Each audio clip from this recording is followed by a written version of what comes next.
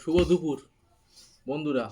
আজকের দুপুরের লাঞ্চ দেখুন, বাঁধাকপি আলু ভাজি টমেটো দিয়ে, আর বন্ধুরা মাংস দেখুন একদম পুরো লাল লাল করে, একটু আলু দিয়েছে এক পিস, পুরো লাল লাল করে একদম ঝোলটা দেখছেন, শুধু কি কালার দেখুন, শুধু ও জমে যাবে একদম।